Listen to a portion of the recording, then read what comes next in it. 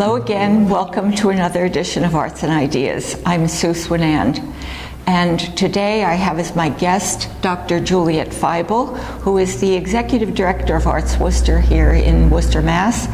And Juliet, you've been in the helm of the position for about a year now. Just about. And I have to tell you, ever since I first met her, I am totally amazed at her energy and her enthusiasm and love for the arts, and we're lucky to have such a dynamo in the position. You're very kind. My enthusiasm and energy comes directly from the artists. It feeds all of it. Well, thank you for having us today, and I'm very happy to be able to find out more about you personally, and also to let people know all about ArtsWorcester, which is very dear to my heart.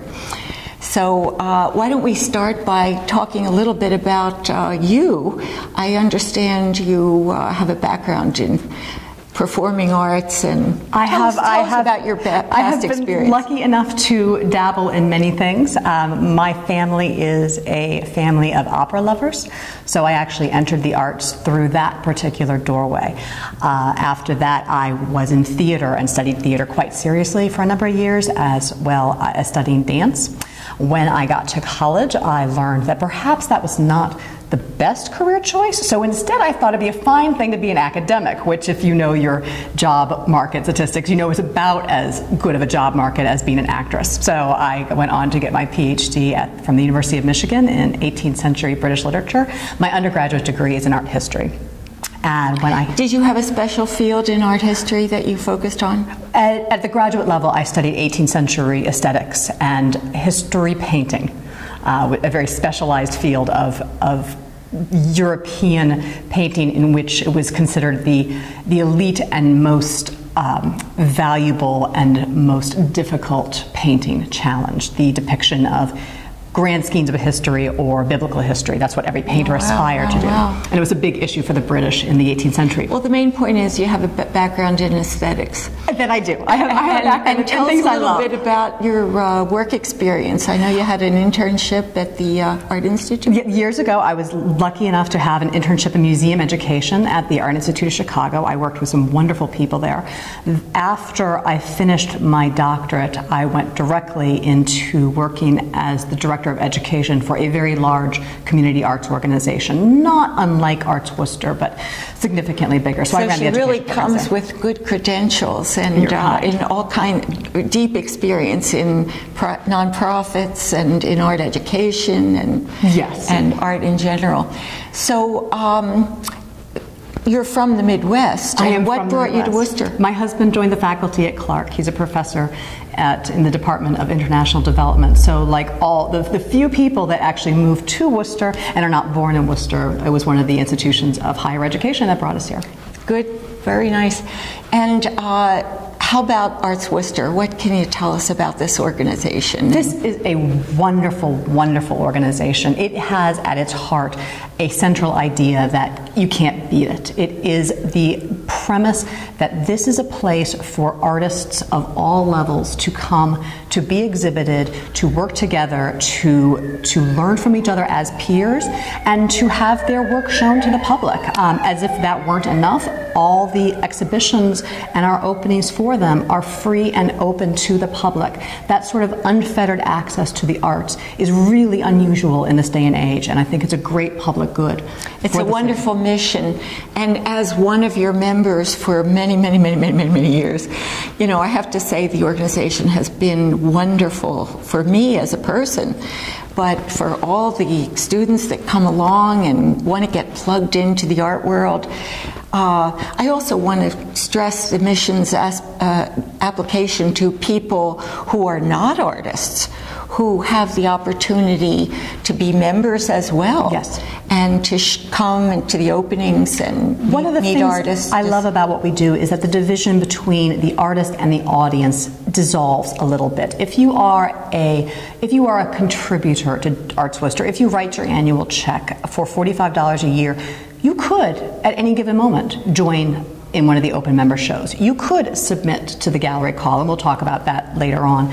But there is no barrier between you and deciding to try your hand as an artist. And I think that's a very lovely, lovely ability to transition. And it's a wonderful asset for the community because it develops a cultural community.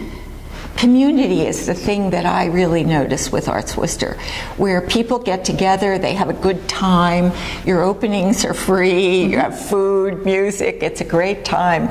But you get a chance to talk about art and to look at things and to develop your critical thinking about art and aesthetics and to broaden your viewpoint about culture. And it's really what creates the culture of the city, which is a very alluring part of this town. Well, I was very struck when you were talking about community. When I stepped on board in this position, the way that the community of artists, which is not one big monolithic community, there's several small many and different communities. But as if to generalize broadly, the way that they welcomed me on board and the enthusiasm that they spoke about ArtsWorcester with and how clearly important it was to all of them really moved me and helped me listen more deeply to what they wanted to see the organization become. Without the guidance and participation of our members, we don't exist. So members, artists, members, general public members. It is a members organization.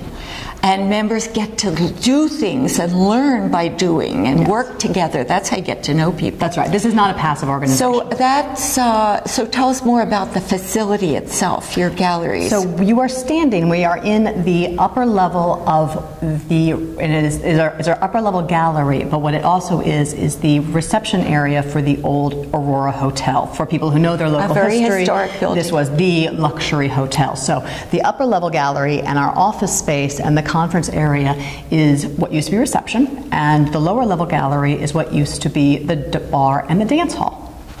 Yes, and we've used it as a dance hall. Yes. So it is an enormously open space, and they're very different. They have all different kinds of events. We have something kind of for everybody. So this space has all the old. What was your dance program? Oh, it was so much fun. Because I was so angry to miss that. What was it? We'll do it again. It was an old-fashioned dance benefit. People used to have them for the American Red Cross. People used to have them for the war effort. Dance-a-thon. It was well, not even a dance-a-thon. You just paid your ticket at the door and you came in and danced. It's a throwback to another era, but this building is a throwback to another area. So you have two spaces, upstairs and down, and then how many shows are you doing? Here at the Aurora, we do generally around 8 exhibits a year. We also exhibit art in 3 other spaces across the city. Right across the street in the Hadley building, right across Main Street from ArtsWorcester, we exhibit art, usually solo or small group shows in a very contemporary gallery in that building. So if you come here, you're always able to go over and open that space up and let you see it.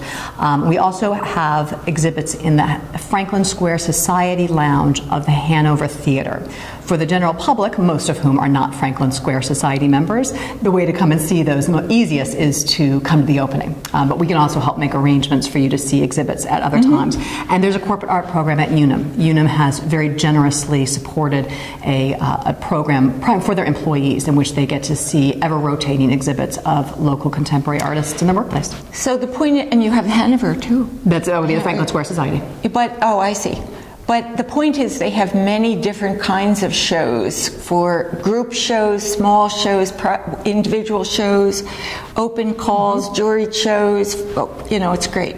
So there's something for everybody. And that's the idea, because our membership is so diverse. We have people. How many members do you have? We have about at this point over 400 members. Wow. So we have people who are just taking a class at the Worcester Art Museum. And when you spoke about students, we have the college show for students, but we also do work with a great deal with adult students, people who are trying their hand at art, they're taking a life drawing class, they're trying. Well, that's what I mean about support, Yes. where people who are who love the arts, who want to get involved, they have some place to go where they have some opportunity. It offers a lot of opportunity for That's artists. the idea. So someone who's trying out can just learn and say, I want to participate in this, and here is my piece, and we will work with them. It's very exciting to have your first show, or be in your first show. Just to have your piece of art on the wall for the first time with a proper museum label. And to get feedback from peers. It's wonderful. Yep. So that's what it's all about, that discussion and analysis and evaluation and thinking about what you believe is good, or what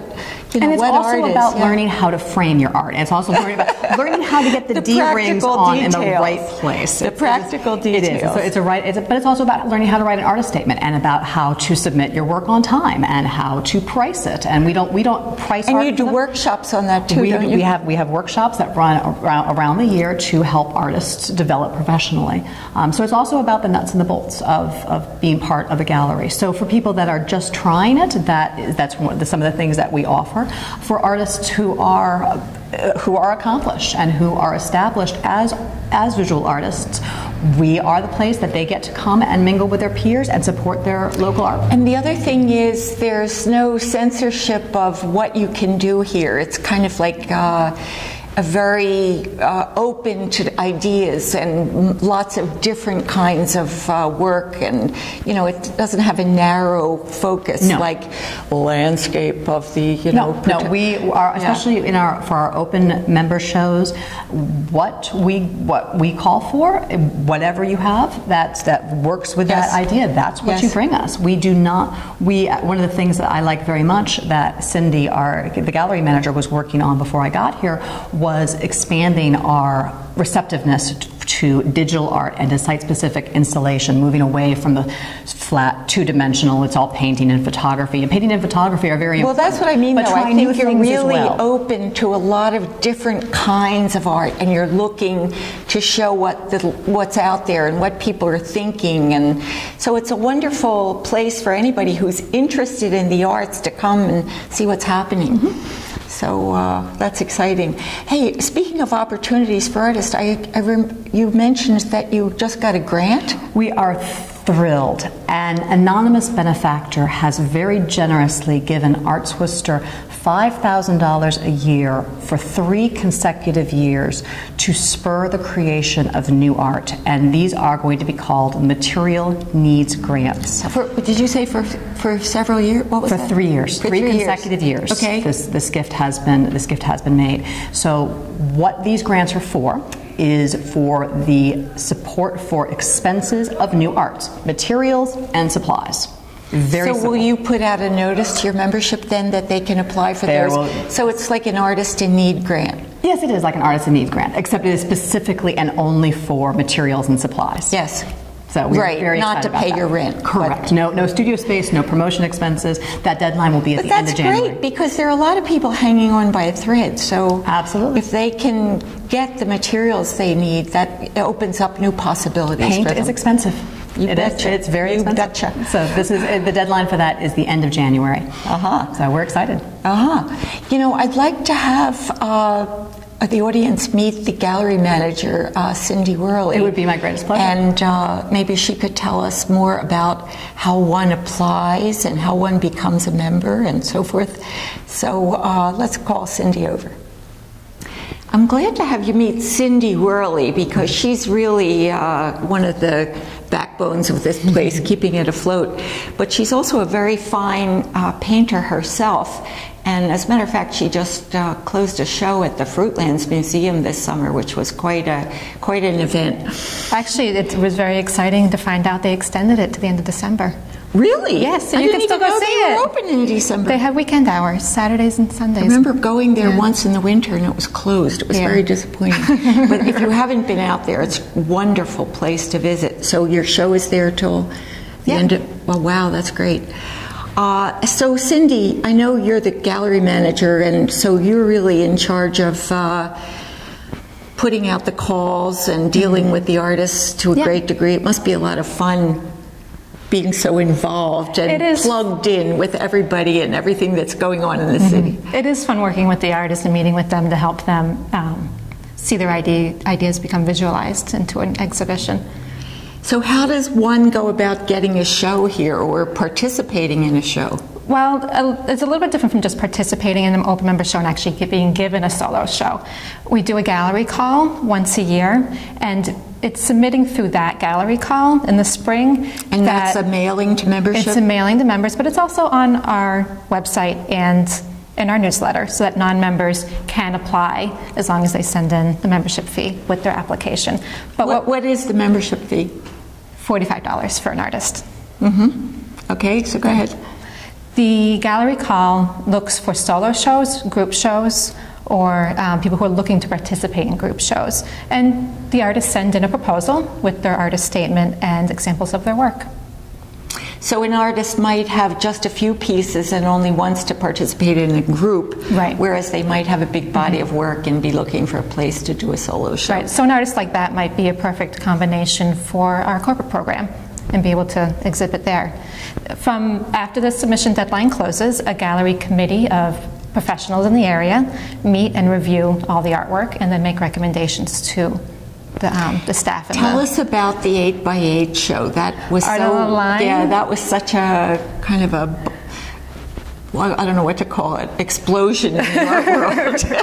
It was so much fun. We were looking to revamp the fundraiser and really doing something on the cheap, fun and interactive, and utilizing our greatest resource, which is our artists. So we put out a call for art, asking the artists to donate artwork on paper in a limited size, which was 8 by 8 inches, and we told them in advance that we were going to sell them for $20. We sat back and waited to see what kind of response we were going to get. Donate, I hope we get 100. It's really a donation. Yeah, so we were hoping to get 100 pieces, and in exchange for that, we offered to give the artist a party of their own, not a public opening, not they get into the fundraiser for free. It was a party just for them, just for donating, and we ended up with 200 artworks. It was so exciting. Wow. Well, and you probably will repeat that, will you? Yes, that again, idea next for a fundraiser. fall. Yeah. And remember, ArtsWorcester is a nonprofit organization, and they make their own money. Yeah, they have to support themselves through membership and events like that. And they do have sales, too. Mm-hmm. You've had significant sales over the years, off and on. Yeah. Yeah, that's great. Well, thanks for telling us all about that. And I really, I should ask Juliet more about what's coming up in the future. Thank you, Sue. So Juliet, I wanted to ask you about this current show in the main gallery here. Is it called Cohabitate? It is called Now you've missed me. Cohabitat. Habitat. It's Cohabitat. This is the reason the show is called Cohabitat is because it is a husband and wife pairing. Steve Butler and Liesl Carlson. Oh, I didn't know that. Yes. So this is just two people. They're two people. They share a home and a child and a studio. And he is a carpenter and beautiful work. And she is a jeweler. And one of the many things they share is the fact that all of their materials are upcycled. So all of the wood and all the furniture is made out of found material, repurposed material. She makes exquisite sterling silver jewelry, and it is all reused silver. Really? So everything she is using has been used again. And it makes for a remarkable combination. And I think it's great fun because the line between fine art and craft, I think, is getting thinner and thinner all the time. So we're delighted to have had them submit to the gallery call. I especially like the chair with the shovel back. The chair with the shovel back is remarkable, as are the bedside tables. They're very cunning. Yes. So that's on the upper level, and then below we have an open member exhibit of photography because everything in Cohabitat is domestic, and inside we thought we would ask for photographs of interiors. However, the artists wanted to interpret the idea of interior. So in the lower level we have some 40 images of interiors of one way or another, all photographs. Mm-hmm. And then let's see, what's happening in December? In December we have a very exciting collaboration with the Fitchburg Art Museum. Currently on display is a loan that they have very generously made to us of 10 pieces of African art from their very large collection.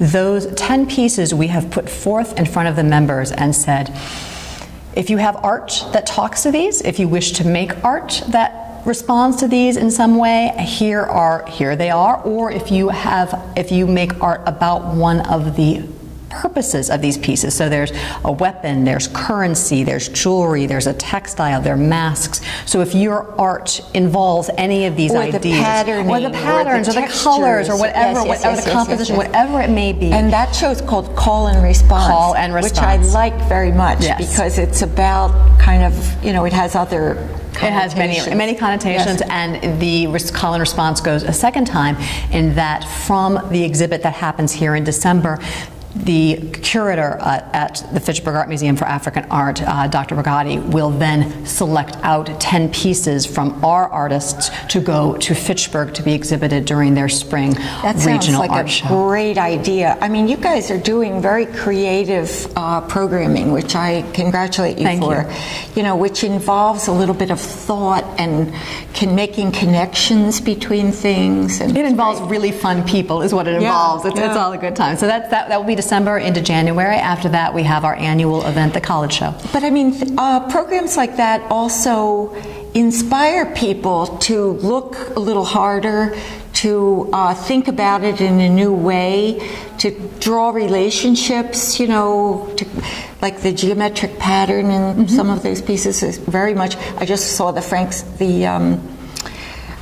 Saul LeWitt show, you know, and I couldn't help thinking of the geometry. So there are many connections that can be made with contemporary art in works from the past. And whatever works for the artist works for us. So, and then the big event. The big event, yes, after the College Show, which in many years feels like the biggest event because it is such a massive undertaking with all the colleges of the Worcester Consortium.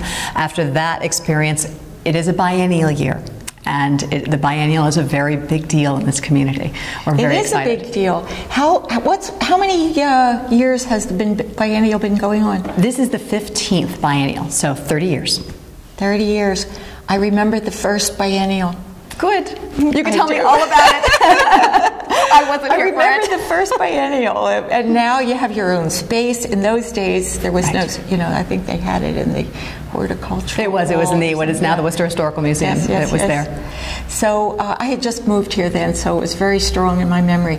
But you know, these events really pull people out of the woodwork, and there are a lot of artists in Worcester, and I think it's a wonderful home for artists because it's a little bit more affordable, and yet you have access to Boston and other, you know, very convenient. But the biennial is every 2 years, and it's a huge show. They get tons and tons of entries. And the Worcester Art Museum has the Hoche Schofield Prize Fund, and from out of that prize fund, the Worcester Art Museum generously supports the cash prizes for the biennial. Which is a nice draw. It's a very nice draw. And if anybody else wants to give prizes, they could also. Money is always money is always a good draw. A nice prize. That's a wonderful donation, a way of supporting ArtsWorcester and the art community in general. I couldn't say it better myself. Thank you. I love that idea. Yeah, I think that's a wonderful, wonderful thought. And you know, that's so that's coming up in. The biennial will open in late April. In late April, which is a lovely time of year. And so, you know, come out and come to some of these events because they're free, they're very, it's a party every time. We are smack in the middle of downtown. We also have free parking at the Freemasons. Free parking, and you're 660 Main Street? Our address is 660 Main Street. We are at the intersection of Main Street and Chandler, where Chandler becomes Madison, and the parking is up at the Freemasons building. They have 2 paved lots at the intersection of Ionic and Beacon Street. Beacon runs parallel to Main Street. So as you walk, it's 1 block from ArtsWorcester. Right. So they're open all the time. Anybody can become a member. You can submit work to any of their open calls. And if you feel like, oh, I am not an artist, I'm not really an artist, this is the place for you, as well as people who support and participate here because we're their local community art organization. When I first moved here, I remember the first thing I did was join ArtsWorcester, and immediately I had a network of friends and a network of peers and people to go to shows with, and you know, it was just great. It's people like you that make us do what we do. It's really, really important to the arts community what you're doing, and I think they appreciate it. Well, thank you. So before, I think we're just running out of time here, so before we go, I'd like to tell again the website. The website is www.artsworcester.org. ArtsWorcester, all one word, .org. Okay, and I would like very much to meet you at the next opening. I'll be here, and what we're hoping is that we get a whole community of people out there who have a love of the arts or an interest in the arts. This is a place to come, talk about ideas, meet artists, and have a good time at the same time. So you can be a supporter in many different ways. So come out to the next opening. And December 7th. December 7th. Friday night, December 7th, 6 to 8 p.m. All are welcome. And you can check them out on their website and get notices of other events as well.